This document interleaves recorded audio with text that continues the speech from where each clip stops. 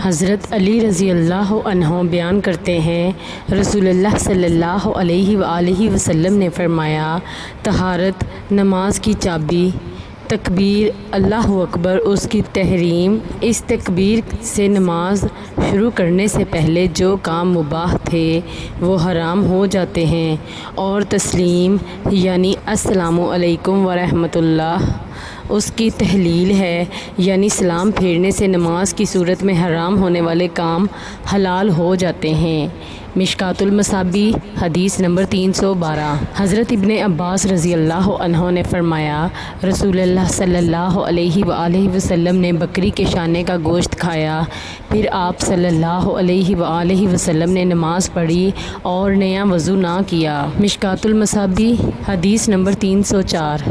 حضرت ابو ہریرہ رضی اللہ عنہ بیان کرتے ہیں، میں نے رسول اللہ صلی اللہ علیہ وآلہ وسلم کو فرماتے ہوئے سنا، آگ پر پکی ہوئی چیز کھانے پر وضو کرو۔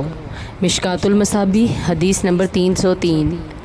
حضرت ابو ہریرہ رضی اللہ عنہ بیان کرتے ہیں، رسول اللہ صلی اللہ علیہ وآلہ وسلم نے فرمایا، مومن کا زیور وہاں تک ہوگا جہاں تک اس کے وضو کا پانی پہنچتا ہے۔ مشکوٰۃ المصابیح حدیث نمبر 291۔ حضرت ابن عمر رضی اللہ عنہ بیان کرتے ہیں، رسول اللہ صلی اللہ علیہ وآلہ وسلم نے فرمایا، جو شخص وضو ہونے کے باوجود وضو کرے تو اس کے لیے 10 نیکیاں لکھی جاتی ہیں۔ مشکوٰۃ المصابیح حدیث نمبر 293۔ حضرت ثوبان رضی اللہ عنہ بیان کرتے ہیں، رسول اللہ صلی اللہ علیہ وآلہ وسلم نے فرمایا، درست رہو اور تم اس کی طاقت نہیں رکھتے، اور جان لو کہ نماز تمہارا بہترین عمل ہے اور وضو کی حفاظت صرف مومن شخص ہی کر سکتا ہے۔ مشکوٰۃ المصابیح حدیث نمبر 292۔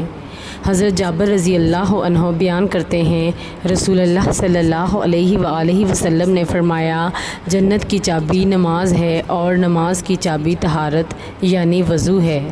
مشکوٰۃ المصابیح حدیث نمبر 294۔